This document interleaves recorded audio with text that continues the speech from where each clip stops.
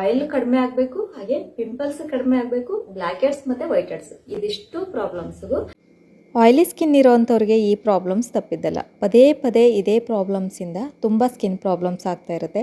ಒಂದು pimples, black heads ಬರ್ಬೋದು ಮತ್ತು ವೈಟ್ ಹೆಡ್ಸ್ ಇರ್ಬೋದು. ಈ ಮೂರೂ ಪ್ರಾಬ್ಲಮ್ಸು ಆಯಿಲಿ ಸ್ಕಿನ್ನಿಯವ್ರಿಗೆ ಯಾವಾಗಲೂ ತೊಂದರೆ ಕೊಡ್ತಾನೆ ಇರುತ್ತೆ. ಯಾಕೆ ಅಂತಂದರೆ, ಒಂದು ಕರೆಕ್ಟಾಗಿ ನಾವು ಸ್ಕಿನ್ ಕೇರನ್ನು ಮಾಡಬೇಕು. Weekly, daily, monthly skin care ತುಂಬ ಅಂದರೆ ತುಂಬ ಮುಖ್ಯ ಆಗುತ್ತೆ. ಯಾಕಂದ್ರೆ ನಮ್ಮ ಚರ್ಮದಲ್ಲಿ ಆಯಿಲ್ ಪ್ರೊಡಕ್ಷನ್ ಜಾಸ್ತಿ ಆಗ್ತಾ ಆಗ್ತಾ ಪಿಂಪಲ್ ಜಾಸ್ತಿ ಆಗುತ್ತೆ. ಪಿಂಪಲ್ ಜಾಸ್ತಿ ಆದ್ಮೇಲೆ ಆ ಜಾಗದಲ್ಲಿ ನಮಗೆ ವೈಟ್ ಹೆಡ್ಸ್ ಆಗುವಂಥದ್ದು, ಬ್ಲ್ಯಾಕ್ ಹೆಡ್ಸ್ ಆಗುವಂಥದ್ದು, ಈ ತರ ಪ್ರಾಬ್ಲಮ್ಸ್ ಸ್ಟಾರ್ಟ್ ಆಗುತ್ತೆ. ಸೊ ನಾವು ಫಸ್ಟ್ ಏನ್ ಮಾಡಬೇಕು, ಆಯಿಲ್ ಅನ್ನ ಕಂಟ್ರೋಲ್ ಮಾಡೋದ್ರ ಕಡೆ ಗಮನ ಕೊಡಬೇಕು. ಫಸ್ಟ್ ನಾವು ಆಯಿಲ್ ಅನ್ನ ಕಂಟ್ರೋಲ್ ಮಾಡಿದ್ರೆ ತಂತಾನಾಗೆ ಪಿಂಪಲ್ಸ್ ಕೂಡ ಕಡಿಮೆ ಆಗುತ್ತೆ. ಪಿಂಪಲ್ಸ್ ಕಡಿಮೆ ಆದ್ರೆ ಈ ಬ್ಲ್ಯಾಕ್ ಹೆಡ್ಸ್ ಮತ್ತೆ ವೈಟ್ ಹೆಡ್ಸ್ ಪ್ರಾಬ್ಲಮ್ ಕೂಡ ತಾನಾಗೆ ಕಡಿಮೆ ಆಗುತ್ತೆ. ಸೊ ಇದಕ್ಕೆ ನಾವು ಬರೀ ಸ್ಕಿನ್ ಕೇರ್ ಪ್ರಾಡಕ್ಟ್ಗಳನ್ನೇ ನಾವು ಬಳಸಿದ್ರೆ ಸಾಲದು. ಅದರ ಬದಲಾಗಿ ನಾವು ಕರ್ದಿರೋ ಅಂತ ಪದಾರ್ಥಗಳನ್ನ ತಿನ್ನೋದನ್ನ ಕಡಿಮೆ ಮಾಡಬೇಕು, ಸ್ವೀಟ್ಸ್ ತಿನ್ನೋದನ್ನ ಕಡಿಮೆ ಮಾಡಬೇಕು, ಸಕ್ಕರೆ ಅಂಶ ಕಡಿಮೆ ಮಾಡಬೇಕು, ಈ ಕಾಫಿ, ಟೀ ಆದಷ್ಟು ಕಡಿಮೆ ಮಾಡಬೇಕು. ಆದಷ್ಟು ಸೊಪ್ಪು, ತರಕಾರಿಗಳು, ಹಣ್ಣುಗಳು, ಮೊಳಕೆ ಕಾಳುಗಳು ಇದನ್ನೆಲ್ಲ ನಾವು ಜಾಸ್ತಿಯಾಗಿ ಅಂದ್ರೆ ಹೆಲ್ದಿ ಫುಡ್ ಅನ್ನ ನಾವು ತಗೋಬೇಕಾಗುತ್ತೆ. ಎಣ್ಣೆಲಿ ಕರ್ದಿರೋಂಥ ಪದಾರ್ಥಗಳನ್ನ ಜಾಸ್ತಿ ತಿನ್ನೋದು, ಸ್ವೀಟ್ಸ್ ತಿನ್ನೋದು, ಇದನ್ನೆಲ್ಲ ಮಾಡಿದಾಗ ನಮಗೆ ಪಿಂಪಲ್ಸ್ ಜಾಸ್ತಿ ಆಗುವಂಥದ್ದು, ಸ್ಕಿನ್ ಇಶ್ಯೂಸ್ ಜಾಸ್ತಿ ಆಗುವಂಥದ್ದು, ಈ ತರ ಎಲ್ಲ ಪ್ರಾಬ್ಲಮ್ಸ್ ನಾವು ನೋಡ್ತೀವಿ. ಸೊ ಇದೆಲ್ಲದಕ್ಕೂ ಅದರ ಜೊತೆಗೆ ನಾನು ಇವತ್ತು ಒಂದು ಸ್ಕಿನ್ ಕೇರ್ ಅನ್ನ ತೋರಿಸ್ತಾ ಇದ್ದೀನಿ. ರೆಗ್ಯುಲರ್ ಆಗಿ ಸ್ಕಿನ್ ಕೇರ್ ಮಾಡುವಂಥದ್ದು ತುಂಬಾ ಅಂದ್ರೆ ತುಂಬಾ ಮುಖ್ಯ ಆಗುತ್ತೆ, ಅದರಲ್ಲೂ ಆಯಿಲಿ ಸ್ಕಿನ್ ಇರೋವಂಥವ್ರಿಗೆ. ಸೊ ಇವತ್ತು ನಾನು ಆಯಿಲ್ ಕಡಿಮೆ ಆಗಬೇಕು, ಹಾಗೆ ಪಿಂಪಲ್ಸ್ ಕಡಿಮೆ ಆಗಬೇಕು, ಬ್ಲ್ಯಾಕ್ ಹೆಡ್ಸ್ ಮತ್ತೆ ವೈಟ್ ಹೆಡ್ಸ್ ಇದಿಷ್ಟು ಪ್ರಾಬ್ಲಮ್ಸ್ಗೂ ನಾನಿವತ್ತು ಒಂದು ಸ್ಕ್ರಬ್ ನ ತೋರಿಸ್ಕೊಡ್ತೀನಿ. ಹಾಗೆ ಒಂದು ಒಳ್ಳೆ ಫೇಸ್ ಪ್ಯಾಕ್ ನ ಕೂಡ ಇವತ್ತು ನಾನು ನಿಮ್ಗೆ ತೋರಿಸ್ಕೊಡ್ತಾ ಇದ್ದೀನಿ. ಸೊ ಇದರಿಂದ ನಿಮ್ಗೆ ತುಂಬಾ ಹೆಲ್ಪ್ ಆಗುತ್ತೆ, ಅದರಲ್ಲೂ ಆಯಿಲಿ ಸ್ಕಿನ್ ಇರೋರಿಗೆ ತುಂಬಾ ಹೆಲ್ಪ್ ಆಗುತ್ತೆ ಅಂತ ನಾನು ಭಾವಿಸ್ತೀನಿ. ಸೊ ಯಾರೆಲ್ಲ ಫಸ್ಟ್ ಟೈಮ್ ನಮ್ಮ ಚಾನೆಲ್ ಅನ್ನ ನೋಡ್ತಾ ಇದ್ರೆ ದಯವಿಟ್ಟು ಸಬ್ಸ್ಕ್ರೈಬ್ ಮಾಡ್ಕೊಳ್ಳಿ. ವಿಡಿಯೋ ಇಷ್ಟ ಆದ್ರೆ ಲೈಕ್ ಮಾಡಿ, ಹಾಗೆ ಟ್ರೈ ಮಾಡಿ ರಿಸಲ್ಟ್ ಹೇಗಿತ್ತು ಅನ್ನೋದನ್ನ ಕಮೆಂಟ್ ಮಾಡಿ. ಸೊ ಬನ್ನಿ, ಇವಾಗ ನಾನು ಫಸ್ಟ್ ಸ್ಕ್ರಬ್ ನ ಹೇಗೆ ಪ್ರಿಪೇರ್ ಮಾಡೋದು, ಯಾವ ರೀತಿ ಯೂಸ್ ಮಾಡೋದು ಅನ್ನೋದನ್ನ ತೋರಿಸ್ಕೊಡ್ತೀನಿ. ಸೊ ಈಗ ಫಸ್ಟ್ ಸ್ಟೆಪ್ ಏನು ಅಂತಂದ್ರೆ ಫೇಸ್ ವಾಶ್. ಯಾವುದೇ ಫೇಸ್ ಪ್ಯಾಕ್ ಆಗಲಿ, ಫೇಸ್ ಸ್ಕ್ರಬ್ಗಳಾಗಲಿ, ನೀವೇನು ಸ್ಕಿನ್ ಕೇರ್ ಪ್ರಾಡಕ್ಟ್ಗಳನ್ನ ಬಳಸ್ತೀರಾ ಅಂತಂದಾಗ ಫಸ್ಟ್ ನೀವು ಮಾಡಬೇಕಾಗಿರೋದು ಫೇಸ್ ವಾಶ್. ನಿಮ್ಮ ಹತ್ರ ಇರುವಂತಹ ರೆಗ್ಯುಲರ್ ಫೇಸ್ ವಾಶ್ಗಳನ್ನ, ನೀವು ದಿನ ಬಳಸುವಂತಹ ಫೇಸ್ ವಾಶ್ಗಳನ್ನ ಬಳಸ್ಕೊಂಡು ನೀಟಾಗಿ ಕ್ಲೀನ್ ಆಗಿ ಫೇಸ್ ವಾಶ್ ನ ಮಾಡ್ಕೋಬೇಕು. ಅಥವಾ ಕಡಲೆ ಹಿಟ್ಟು, ಆಯಿಲಿ ಸ್ಕಿನ್ ಇರೋವಂಥವ್ರಿಗೆ ಕಡಲೆ ಹಿಟ್ಟು ತುಂಬಾ ಚೆನ್ನಾಗಿ ವರ್ಕ್ ಆಗುತ್ತೆ. ಯಾಕಂದ್ರೆ ಆಯಿಲ್ ಅನ್ನ ಚೆನ್ನಾಗಿ ಕಂಟ್ರೋಲ್ ಮಾಡೋದ್ರಲ್ಲಿ ಕಡಲೆ ಹಿಟ್ಟು ಸಹಾಯ ಮಾಡುತ್ತೆ. ಸೊ ನಿಮ್ಗೆ ಯಾವ್ದು ಕಂಫರ್ಟೇಬಲ್ ಆಗುತ್ತೋ ಅದನ್ನ ನೀವು ಬಳಸ್ಕೊಂಡು ಫೇಸ್ ವಾಶ್ ನ ಮಾಡ್ಕೊಂಡು ಕ್ಲೀನ್ ಆಗಿ ಮುಖನ ಒರೆಸ್ಕೋಬೇಕು. ಈಗ ನಾನು ಫೇಸ್ ವಾಶ್ ನ ಮಾಡಿ ಬಂದಿದ್ದೀನಿ. ಇವಾಗ ಸೆಕೆಂಡ್ ಸ್ಟೆಪ್ ಏನು ಅಂತಂದ್ರೆ ಫೇಸ್ ಸ್ಕ್ರಬ್. ಈ ಸ್ಕ್ರಬ್ಗೆ ನಾನಿಲ್ಲಿ ಬಳಸ್ತಾ ಇರುವಂತಹ ಇಂಗ್ರೀಡಿಯೆಂಟ್ಸ್, ಮೊದಲನೇದಾಗಿ ನಾನಿಲ್ಲಿ ಕಡಲೆ ಹಿಟ್ಟನ್ನ ತಗೊಂಡಿದ್ದೀನಿ. ಮತ್ತೆ ಅದರ ಜೊತೆಗೆ ಎರಡನೇದಾಗಿ ನಾನು ಚಕ್ಕೆ ಪುಡಿನ ತಗೊಂಡಿದ್ದೀನಿ. ನಾವು ಅಡಿಗೆಗೆಲ್ಲ ಬಳಸ್ತೀವಲ್ವಾ, ಒಗ್ಗರಣೆಗೆ, ಅಡಿಗೆಗೆಲ್ಲ ಮಸಾಲೆ ಬಳಸ್ತೀವಲ್ಲ, ಸೊ ಆ ಚಕ್ಕೆ ಪೌಡರನ್ನ ತಗೊಂಡಿದ್ದೀನಿ. ಚಕ್ಕೆ ಪೌಡರ್ ಇಲ್ಲ ಅಂತಂದ್ರೆ ಚಕ್ಕೆನ ಸಣ್ಣದಾಗಿ ಕುಟ್ಟಿ ಪುಡಿ ಮಾಡಿಕೊಂಡು ನೀವು ಅದನ್ನ ಬಳಸ್ಬೋದು. ಇವಾಗ ಎಷ್ಟೆಷ್ಟು ಕ್ವಾಂಟಿಟಿನಲ್ಲಿ ಬಳಸಬೇಕು ಅನ್ನೋದನ್ನ ನೋಡೋಣ. ಸೊ ಕ್ಲೀನ್ ಆಗಿ ತೊಳೆದು ಎತ್ತಿಟ್ಕೊಂಡಿರೋಂತಹ ಒಂದು ಬೌಲ್ನ ತಗೊಂಡಿದ್ದೀನಿ. 1 ಸ್ಪೂನ್ ಅಷ್ಟು ಕಡಲೆ ಹಿಟ್ಟನ್ನ ಹಾಕೋತಾ ಇದ್ದೀನಿ. ಅದ್ರ ಜೊತೆಗೆ ಒಂದು ಚಿಟಿಕೆಯಷ್ಟು ಅಥವಾ 1/4 ಸ್ಪೂನ್ ಅಷ್ಟು ಚಕ್ಕೆ ಪುಡಿನ ತಗೊಂಡು, ಜಾಸ್ತಿ ಬೇಡ, ಇದನ್ನು ಕೂಡ ಕಡಲೆ ಹಿಟ್ಟು ಜೊತೆಗೆ ಆ್ಯಡ್ ಮಾಡ್ಕೋತಾ ಇದ್ದೀನಿ. ಸೊ ಈ ಎರಡರ ಜೊತೆಗೆ ಇನ್ನೊಂದು ಇಂಗ್ರೀಡಿಯೆಂಟ್ ಆ್ಯಡ್ ಮಾಡೋದಿದೆ. ಅದೇನಪ್ಪ ಅಂತಂದ್ರೆ ಜೇನುತುಪ್ಪ. ಜೇನುತುಪ್ಪ ಈ ಬ್ಲ್ಯಾಕ್ ಹೆಡ್ಸ್ ಮತ್ತೆ ವೈಟ್ ಹೆಡ್ಸ್ ಮತ್ತೆ ಪಿಂಪಲ್ಸ್ ಅನ್ನ ಕಡಿಮೆ ಮಾಡೋದ್ರಲ್ಲಿ ತುಂಬಾ ಅಂದ್ರೆ ತುಂಬಾನೇ ಹೆಲ್ಪ್ ಮಾಡುತ್ತೆ. ಯಾಕಂದ್ರೆ ಆಂಟಿ ಬ್ಯಾಕ್ಟೀರಿಯಲ್ ಪ್ರಾಪರ್ಟೀಸ್ ತುಂಬಾ ಇರೋದ್ರಿಂದ ಜೇನುತುಪ್ಪ ನಮ್ಮ ಸ್ಕಿನ್ಗೆ ತುಂಬಾ ಅಂದ್ರೆ ತುಂಬಾನೇ ಒಳ್ಳೇದು. ಇದು ಸ್ಕಿನ್ ಗ್ಲೋ ಆಗೋದಕ್ಕೆ, ಸ್ಕಿನ್ ಹೈಡ್ರೇಟ್ ಆಗಿಡೋದಕ್ಕೆ ಸಹಾಯ ಮಾಡುತ್ತೆ. 1 ಸ್ಪೂನ್ ಅಷ್ಟು ಜೇನುತುಪ್ಪನ ನಾನು ಈ ಕಡಲೆ ಹಿಟ್ಟು ಏನು ತಗೊಂಡಿದ್ದೆ ಅದ್ರ ಜೊತೆಗೆ ಆ್ಯಡ್ ಮಾಡ್ಕೋತೀನಿ. ಕಡಲೆ ಹಿಟ್ಟು ಮತ್ತೆ ದಾಲ್ಚಿನ್ನಿ ಪುಡಿ ಇದ್ರ ಜೊತೆಗೆ 1 ಸ್ಪೂನ್ ಜೇನುತುಪ್ಪನ ಮಿಕ್ಸ್ ಮಾಡ್ಕೊಂಡ್ರೆ ಇಷ್ಟನ್ನು ಇವಾಗ ಚೆನ್ನಾಗಿ ಮಿಕ್ಸ್ ಮಾಡ್ಕೋಬೇಕು.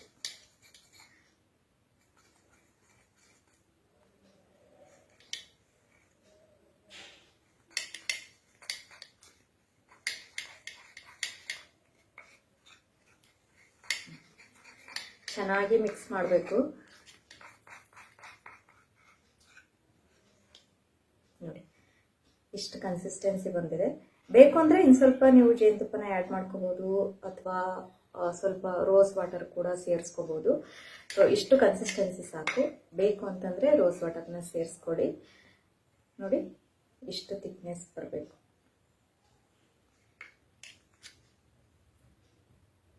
ಇಷ್ಟಿದೆ. ಈ ಮಿಕ್ಸ್ ಆಗಿರುವಂಥ ಪೇಸ್ಟನ್ನು ಪೂರ್ತಿ ಮುಖಕ್ಕೆ ಅಪ್ಲೈ ಮಾಡಬೇಕು. ನಿಮಗೆ ಬ್ಲ್ಯಾಕ್ ಹೆಡ್ಸ್ ಮತ್ತು ವೈಟ್ ಹೆಡ್ಸ್ ಎಲ್ಲಿ ಜಾಸ್ತಿ ಇದೆ ಅಂತ ಅನ್ಸುತ್ತೋ ಆ ಜಾಗದಲ್ಲಿ ಸ್ವಲ್ಪ ಜಾಸ್ತಿ ಅಪ್ಲೈ ಮಾಡಿ.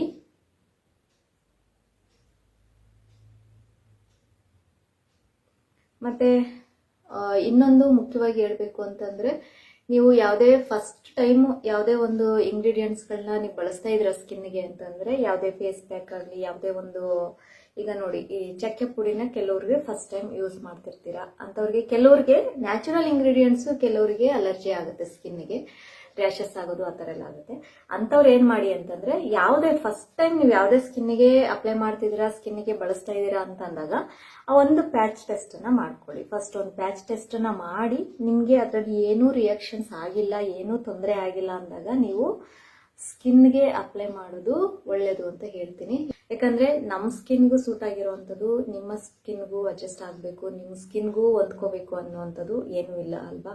ಸೊ ಕೆಲವರು ಸ್ಕಿನ್ನು, ಒಬ್ಬೊಬ್ರು ಸ್ಕಿನ್ನು ಒಂದೊಂದು ಥರ ಇರುತ್ತೆ. ಸೊ ಹಾಗಾಗಿ ಪ್ರತಿಯೊಂದು ಹೊಸದಾಗಿ ಏನಾದರೂ ನೀವು ಟ್ರೈ ಮಾಡ್ತಿದ್ದೀರಾ ಅಂತಂದ್ರೆ ಒಂದು ಪ್ಯಾಚ್ ಟೆಸ್ಟ್ ಮಾಡ್ಕೊಳ್ಳಿ. ಸಿಂಪಲ್. ನೀವು ಫಸ್ಟ್ ಟೈಮ್ ಯಾವುದನ್ನ ಟ್ರೈ ಮಾಡ್ತಿದ್ದೀರಾ ಅದನ್ನ ಸ್ವಲ್ಪ ಸ್ವಲ್ಪ ಅಮೌಂಟನ್ನು ತಗೊಂಡು ಕಿವಿ ಹಿಂದೆ ಅಪ್ಲೈ ಮಾಡಿ, ಅಥವಾ ಕೈಯಲ್ಲಿ ಈ ಜಾಗದಲ್ಲಿ ಅಪ್ಲೈ ಮಾಡಿ. ಇಡೀ ರಾತ್ರಿ ಹಾಗೆ ಬಿಟ್ಬಿಡಿ, ಅಥವಾ ಒಂದು 4 ರಿಂದ 5 ಅವರ್ ಬಿಡಿ. ನಿಮಗೆ ಗೊತ್ತಾಗ್ಬಿಡುತ್ತೆ ಇಮಿಡಿಯೇಟ್ ಆಗಿ. ಸೆನ್ಸಿಟಿವ್ ಸ್ಕಿನ್ ಇರೋವಂಥವ್ರಿಗೆ ಇಮಿಡಿಯೇಟ್ ಆಗಿ ರಿಸಲ್ಟ್ ಗೊತ್ತಾಗ್ಬಿಡುತ್ತೆ.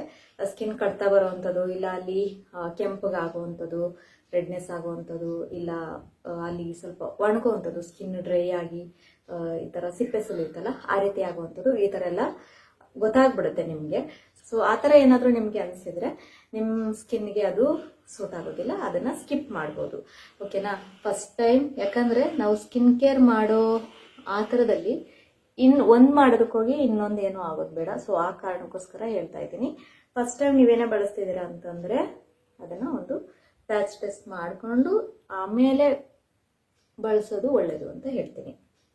ಸೊ ಇದನ್ನ ಇವಾಗ ಅಪ್ಲೈ ಮಾಡಿ ಆಯ್ತಲ್ಲ.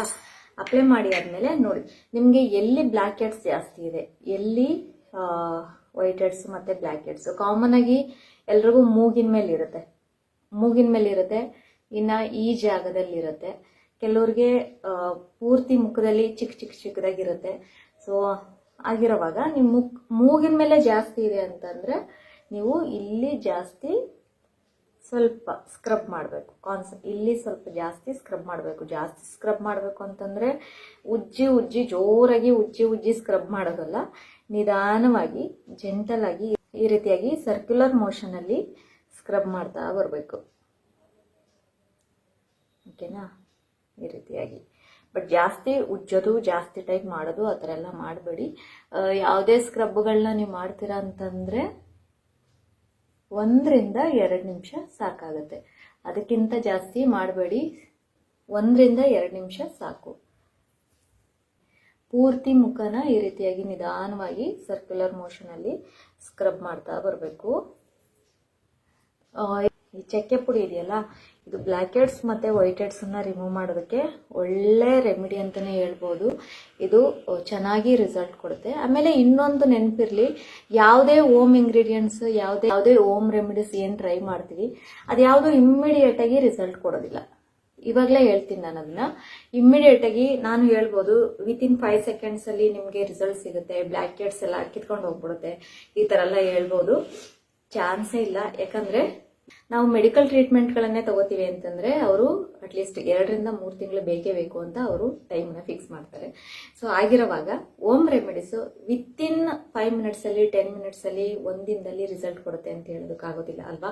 ಸೊ ಇದು ಕೂಡ ಟೈಮ್ ತಗೊಳುತ್ತೆ. ರೆಗ್ಯುಲರ್ ಆಗಿ ಸ್ಕಿನ್ ಕೇರ್ ಮಾಡ್ತಾ ಇರಬೇಕು. ರೆಗ್ಯುಲರ್ ಆಗಿ ನಾವು ಸ್ಕಿನ್ ಕೇರನ್ನು ಮಾಡ್ತಾ ಇದ್ರೆ ಈ ಪ್ರಾಬ್ಲಮ್ಸ್ ಎಲ್ಲ ಆದಷ್ಟು ಬೇಗ ಕಡಿಮೆ ಆಗುತ್ತೆ, ಸ್ಕಿನ್ ಕ್ಲಿಯರ್ ಆಗುತ್ತೆ. ಸ್ಕಿನ್ ಗ್ಲೋ ಆಗೋದಕ್ಕೆ ನಾವು 100% ಅಂತ ಹೇಳ್ಬೋದು. ವಿತಿನ್ 1 ಡೇಸಲ್ಲಿ ಸ್ಕಿನ್ ಗ್ಲೋ ಆಗುವಂಥದ್ದು, ಟ್ಯಾನ್ ರಿಮೂವ್ ಆಗುವಂಥದ್ದು, ಇವಕ್ಕೆಲ್ಲ ನಾವು ಹೇಳ್ಬೋದು ಈ ಟೈಮಲ್ಲಿ ಆಗುತ್ತೆ ಅನ್ನೋದೇ ಒಂದು ಭರವಸೆನ ಕೊಡ್ಬೋದು. ಬಟ್ ಈ ತರ ಪಿಂಪಲ್ಸ್ಗಾಗ್ಲಿ ಅಥವಾ ಬ್ಲ್ಯಾಕ್ ಹೆಡ್ಸ್ ವೈಟ್ ಹೆಡ್ಸ್ ಆಗಲಿ ಅಥವಾ ಸ್ಕಾರ್ಗಳಿರುತ್ತೆ ನೋಡಿ ಪಿಂಪಲ್ದು, ಕಿತ್ತಾಗ ಅಲ್ಲಿ ಓಲ್ಸ್ ಎಲ್ಲ ಇರುತ್ತೆ ನೋಡಿ ಪಿಂಪಲ್ ಸ್ಕಾರ್ಗಳು ಮತ್ತೆ ಮಾರ್ಕ್ಗಳು, ಇವೆಲ್ಲದಕ್ಕೂ ನಾವು ಇಮ್ಮಿಡಿಯೇಟ್ ರಿಸಲ್ಟ್ ಸಿಗುತ್ತೆ ಅಂತ ಹೇಳೋದಕ್ಕಾಗೋದಿಲ್ಲ. ಸೊ ಆ ಕಾರಣಕ್ಕೋಸ್ಕರ ಮೊದಲೇ ನಾನು ಹೇಳ್ಬಿಡ್ತೀನಿ. ಮತ್ತೆ ನೀವು ವಿಡಿಯೋನ ನೋಡಿ ಟ್ರೈ ಮಾಡಿ, ನೋಡಿ 5 ನಿಮಿಷ ಅಂತ ಹೇಳಿದ್ರಿ, ಈಗ ಹೋಗಿಲ್ಲ ಅಂತ ನನಗೆ ಕಮೆಂಟ್ಸನ್ನ ಮಾಡಬೇಡಿ. ಸೊ ಅದೊಂದು ನೆನ್ಪಿಟ್ಕೊಳ್ಳಿ, ಟೈಮ್ ತಗೊಳುತ್ತೆ. ಕಡಿಮೆ ಇದ್ರೆ ಈಗ ಬ್ಲ್ಯಾಕ್ ಹೆಡ್ಸ್ ವೈಟ್ ಹೆಡ್ಸ್ ಎಲ್ಲ ಕಡಿಮೆ ಇದ್ದಾಗ ಅದು 1 ರಿಂದ 2 ಅಪ್ಲಿಕೇಶನ್ ಅಲ್ಲೇ ನಿಮಗೆ ರಿಸಲ್ಟ್ ಗೊತ್ತಾಗುತ್ತೆ.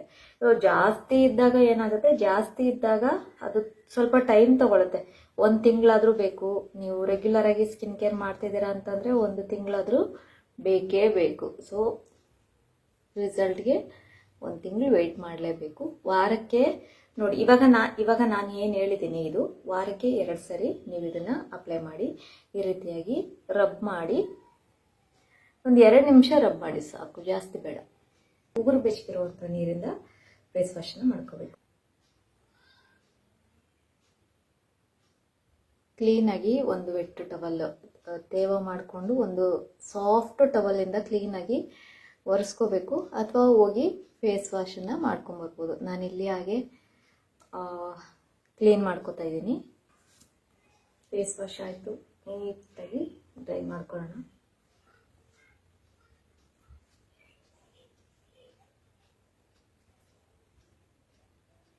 ಈಗ ಫಸ್ಟ್ ಸ್ಕ್ರಬ್ಬಿಂಗ್ ಆಯಿತು, ಫೇಸ್ ವಾಶ್ ಆಯಿತು, ಸ್ಕ್ರಬ್ಬಿಂಗ್ ಆಯಿತು. ಇವಾಗ ಫೇಸ್ ಮಾಸ್ಕ್. ಇದಕ್ಕೆ ನಾನಿಲ್ಲಿ ಬಳಸುವಂಥ ಇಂಗ್ರೀಡಿಯೆಂಟ್ಸ್ ಯಾವ್ದಾದ್ರು ಅಂತ ಫಸ್ಟ್ ನಾನು ನಿಮ್ಗೆ ತೋರಿಸ್ಬಿಡ್ತೀನಿ. ಫಸ್ಟು ನಾನಿಲ್ಲಿ ಮುಲ್ತಾನಿ ಮಿಟ್ಟಿನ ಬಳಸ್ತಾ ಇದ್ದೀನಿ. ಮುಲ್ತಾನಿ ಮಿಟ್ಟಿ ಆಯಿಲ್ ಕಂಟ್ರೋಲ್ ಮಾಡೋದಕ್ಕೆ ಸಹಾಯ ಆಗುತ್ತೆ, ಮತ್ತು ಪಿಂಪಲ್ಸ್ ಕೂಡ ಕಡಿಮೆ ಆಗುತ್ತೆ. ಮತ್ತು ಇನ್ನು ಸ್ಯಾಂಡಲ್ವುಡ್ ಪೌಡರು ಅಂದರೆ ಶ್ರೀಗಂಧದ ಪುಡಿ. ಶ್ರೀಗಂಧದ ಪುಡಿ ಸ್ಕಿನ್ ಗ್ಲೋ ಆಗೋದಕ್ಕೆ, ಸ್ಕಿನ್ ಬ್ರೈಟ್ ಆಗೋದಕ್ಕೆ, ಮತ್ತು ಡಾರ್ಕ್ ಸ್ಪಾಟ್ಸ್ ಕಡಿಮೆ ಆಗೋದಕ್ಕೆ, ಕಪ್ಪು ಕಲೆಗಳು, ನಮ್ಮ ಮಾರ್ಕ್ಸ್ ಎಲ್ಲ ಇರುತ್ತಲ್ಲ ಆ ಮಾರ್ಕ್ಸನ್ನು ಕಡಿಮೆ ಮಾಡೋದಕ್ಕೆ ಶ್ರೀಗಂಧದ ಪುಡಿ ಸಹಾಯ ಮಾಡುತ್ತೆ. ಸೊ ನೆಕ್ಸ್ಟ್ ನಾನಿಲ್ಲಿ ಯೂಸ್ ಮಾಡ್ತಾ ಇರೋವಂಥದ್ದು ರೋಸ್ ಪೆಟಲ್ ಪೌಡರು, ಅಂದರೆ ಗುಲಾಬಿ ದಳದ ಪೌಡರು. ನಿಮಗೆ ಇದು ಪೌಡರ್ ಸಿಕ್ಕಿಲ್ಲ ಅಂತಂದರೆ ಗುಲಾಬಿ ಹೂವು ಇದ್ದೇ ಇರುತ್ತಲ್ವ, ನಾರ್ಮಲ್ ಆಗಿ ಎಲ್ಲರೂ ಮನೆಯಲ್ಲೂ ಪೂಜೆಗೆ ಅಂತೇಳಿ ಗುಲಾಬಿ ಹೂವು ಅಂತ ತಂದಿರ್ತೀರ. ಅದನ್ನ ಎಲೆಗಳನ್ನ ಚೆನ್ನಾಗಿ ನೀಟಾಗಿ ತೊಳೆದು ಒಣಗಿಸಿ ಅದನ್ನ ಪೌಡರ್ ಮಾಡಿ ಯೂಸ್ ಮಾಡ್ಬೋದು. ಇಲ್ಲ ಅಂತಂದ್ರೆ ನೀವು ಇದ್ರ ಬದಲಾಗಿ ರೋಸ್ ವಾಟರ್ ಅನ್ನ ಬಳಸ್ಬೋದು. ಸೊ ನೆಕ್ಸ್ಟ್ ನಾನಿಲ್ಲಿ ಬಳಸ್ತಾ ಇರೋವಂಥದ್ದು ತುಂಬಾ ಅಂದ್ರೆ ತುಂಬಾ ಪವರ್ಫುಲ್ ರೆಮಿಡಿ ಪಿಂಪಲ್ಸ್ಗೆ. ಇದು ನೀಮ್ ಪೌಡರ್, ಬೇವಿನ ಪುಡಿ. ಇದರಲ್ಲಿ anti microbial, anti bacterial, aunty fungal, aunty inflammatory ಇದೆಲ್ಲ ಪ್ರಾಪರ್ಟೀಸ್ ಜಾಸ್ತಿ ಇರೋದು ಈ ಬೇವಿನ ಸೊಪ್ಪಲ್ಲಿ. ಸೊ ಈ ಬೇವಿನ ಪುಡಿ ಪಿಂಪಲ್ಸ್ ಅನ್ನ ಕಡಿಮೆ ಮಾಡೋದಕ್ಕೆ ಸಹಾಯ ಆಗುತ್ತೆ. ಇದನ್ನ ನಾನಿಲ್ಲಿ ಫೇಸ್ ಪ್ಯಾಕ್ಗೆ ಇದು ಕೂಡ ಒಂದು ಇಂಗ್ರೀಡಿಯೆಂಟ್ ಅನ್ನ ನಾನು ಬಳಸ್ತಾ ಇದ್ದೀನಿ. ಅರ್ಧ ಸ್ಪೂನ್ ಮುಲ್ತಾನಿ ಮಿಟ್ಟಿ ಹಾಕೋತಾ ಇದ್ದೀನಿ. 1/4 ಸ್ಪೂನ್ನಷ್ಟು ಬೇವಿನ ಪುಡಿನ ಹಾಕೋತಾ ಇದ್ದೀನಿ. ಅರ್ಧ ಸ್ಪೂನ್ನಷ್ಟು ಶ್ರೀಗಂಧದ ಪುಡಿ ಹಾಕೋತೀನಿ. ಇನ್ನು ಅರ್ಧ ಸ್ಪೂನು ರೋಸ್ ಪೌಡರ್ ಅನ್ನ ಹಾಕೋತಾ ಇದ್ದೀನಿ. ಇದಿಷ್ಟನ್ನು ಫಸ್ಟ್ ಚೆನ್ನಾಗಿ ಮಿಕ್ಸ್ ಮಾಡ್ಕೋಬೇಕಾಯ್ತಾ.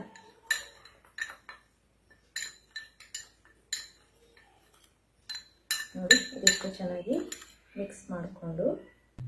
ಇದಿಷ್ಟು ಮಿಕ್ಸ್ ಮಾಡ್ಕೊಂಡಾದ್ಮೇಲೆ ಇದಕ್ಕೆ ನೀವು ಬೇಕಿದ್ರೆ ರೋಸ್ ವಾಟರ್ ಅನ್ನ ಬಳಸ್ಬೋದು. ನಾನಿಲ್ಲಿ ನೀರನ್ನ ಹಾಕೋತಾ ಇದ್ದೀನಿ, ಯಾಕಂದ್ರೆ ರೋಸ್ ಪೌಡರ್ ಅನ್ನ ಯೂಸ್ ಮಾಡಿದ್ದೀನಲ್ಲ, ಸೊ ಹಾಗಾಗಿ ನಾನು ನೀರನ್ನ ಬಳಸ್ತಾ ಇದ್ದೀನಿ. ಚೆನ್ನಾಗಿ ಮಿಕ್ಸ್ ಮಾಡ್ಕೋಬೇಕು. ಒಂದು ಥಿಕ್ ಫೇಸ್ ಪ್ಯಾಕ್ ಹಾಕೋದಕ್ಕೆ ನಾವು ಎಷ್ಟು ಕನ್ಸಿಸ್ಟೆನ್ಸಿ ಬೇಕೋ ಅಷ್ಟು ಕನ್ಸಿಸ್ಟೆನ್ಸಿಯಲ್ಲಿ ನಾವು ಚೆನ್ನಾಗಿ ಮಿಕ್ಸ್ ಮಾಡ್ಕೋಬೇಕು. ನೋಡಿ, ರೆಡಿ ಇದೆ ಪೇಸ್ಟ್. ಇವಾಗ ಇದನ್ನ ಫೇಸ್ಗೆ ಅಪ್ಲೈ ಮಾಡೋಣ. ಪ್ರಿಪೇರ್ ಮಾಡಿರುವಂಥ ಈ ಮಾಸ್ಕನ್ನು ಪೂರ್ತಿ ಮುಖಕ್ಕೆ ಅಪ್ಲೈ ಮಾಡಬೇಕು. ಕಣ್ಣು ಮತ್ತು ತುಟಿಯ ಭಾಗಕ್ಕೆ ಬಿಟ್ಟು ಇನ್ನೆಲ್ಲ ಕಡೆ ಕ್ಲೀನಾಗಿ ಅಪ್ಲೈ ಮಾಡಬೇಕು. ತುಂಬ ತೆಳುವಾಗಿ ಅಪ್ಲೈ ಮಾಡಬಾರ್ದು, ತುಂಬ ದಪ್ಪವಾಗಿ ಕೂಡ ಅಪ್ಲೈ ಮಾಡಬಾರ್ದು. ಒಂದು ಮೀಡಿಯಮ್ ಲೇಯರ್ ಆಗಿ ಅಪ್ಲೈ ಮಾಡಬೇಕು. ಯಾಕಂದರೆ ತುಂಬ ತೆಳುವಾದರೆ ಬೇಗ ಡ್ರೈ ಆಗುತ್ತೆ ಮತ್ತು ಸ್ಕಿನ್ನಲ್ಲಿ ಇರಿಟೇಟ್ ಸ್ಟಾರ್ಟ್ ಆಗುತ್ತೆ, ಅಂದರೆ ಚರ್ಮ ಉರಿಯೋದು ಈ ಥರ ಆಗುತ್ತೆ. ತುಂಬ ದಪ್ಪ ಆದರೆ ಅದು ಡ್ರೈ ಆಗೋದು ತುಂಬ ಲೇಟ್ ಆಗುತ್ತೆ. ಸೊ ಹಾಗಾಗಿ ಒಂದು ಮೀಡಿಯಮ್ ಲೇಯರ್ ಆಗಿ ಮುಖ ಮತ್ತು ಕುತ್ತಿಗೆಗೆ ಅಪ್ಲೈ ಮಾಡಿ ಒಂದು 10ರಿಂದ 15 ನಿಮಿಷ ಬಿಟ್ಟರೆ ಸಾಕಾಗುತ್ತೆ. ಜಾಸ್ತಿ ಅಂದರೆ 20 ನಿಮಿಷ ಬಿಟ್ಟರೆ ಸಾಕಾಗುತ್ತೆ. ಅದಾದಮೇಲೆ ತಣ್ಣೀರಿಂದ ಮುಖನ ಕ್ಲೀನಾಗಿ ವಾಶ್ ಮಾಡಿಕೊಂಡ್ರೆ ಆಯಿತು. ಫೇಸ್ ವಾಶ್ ಮಾಡಿ ಬಂದೆ. ನೀವು ನೋಡ್ತಾ ಇರ್ಬೋದು ಸ್ಕಿನ್ ಎಷ್ಟು ಗ್ಲೋ ಆಗಿದೆ ಅಲ್ಲ.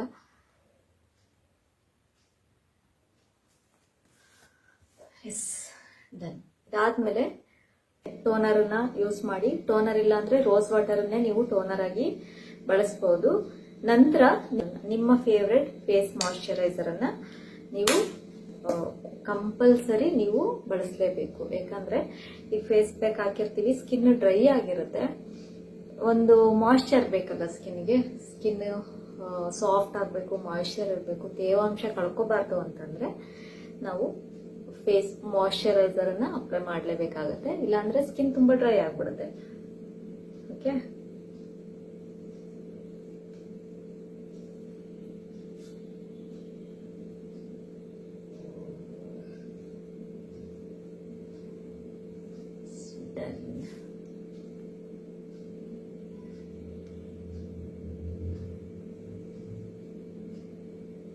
ಎಷ್ಟೇ ಸ್ಕಿನ್ ಕೇರ್ ಮಾಡಿದ್ರು ಕೂಡ ಆಯಿಲ್ ಕಂಟ್ರೋಲ್ ಆಗ್ತಾ ಇಲ್ಲ, ಪಿಂಪಲ್ ಜಾಸ್ತಿ ಬರ್ತಾ ಇದೆ ಅಂತಂದ್ರೆ ಫಸ್ಟ್ ನೀವು ಸ್ಕಿನ್ ಕೇರ್ ಪ್ರಾಡಕ್ಟ್ ಗಳನ್ನ ಚೇಂಜ್ ಮಾಡಬೇಕಾಗುತ್ತೆ.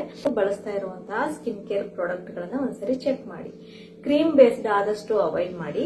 Water based skin care product ಗಳನ್ನ ಯೂಸ್ ಮಾಡೋದಕ್ಕೆ ಸ್ಟಾರ್ಟ್ ಮಾಡಿ. ಸನ್ಸ್ಕ್ರೀನ್ ಇರ್ಬೋದು, ಫೇಸ್ ಮಾಯಿಶ್ಚರೈಸರ್ ಇರ್ಬೋದು, ಕ್ರೀಮ್ಗಳಿರ್ಬೋದು, ಇದೆಲ್ಲ ಏನಿರುತ್ತೆ ಆಯಿಲಿ ಸ್ಕಿನ್ಗೆ ಸೂಟ್ ಆಗುವಂತಹ ಸ್ಕಿನ್ ಕೇರ್ ಪ್ರಾಡಕ್ಟ್ ಗಳನ್ನ ಬಳಸಿ. ನಿಮ್ಗೆ ಇದು ಗೊತ್ತಾಗೋದಿಲ್ಲ ಯಾವ ತರ ಬಳಸೋದು, ಯಾವ ತರ ಸ್ಕಿನ್ ಕೇರ್ ಪ್ರಾಡಕ್ಟ್ ಗಳನ್ನ ಚೂಸ್ ಮಾಡೋದು ಗೊತ್ತಾಗಲ್ಲ ಅಂತಂದ್ರೆ ಸ್ಕಿನ್ ಡಾಕ್ಟರ್ನ ಕನ್ಸಲ್ಟ್ ಮಾಡಿ. ಅವರು ನಿಮ್ಮ ಸ್ಕಿನ್ ಟೈಪ್ ನ ನೋಡ್ಕೊಂಡು ಅದಕ್ಕೆ ಸೂಟ್ ಆಗುವಂತಹ ಫೇಸ್ ವಾಶ್ಗಳು, ಮಾಯಿಶ್ಚರೈಸ್ಗಳು, ಸನ್ಸ್ಕ್ರೀನ್ಗಳನ್ನ ಅವರು ಅಡ್ವೈಸ್ ಮಾಡ್ತಾರೆ.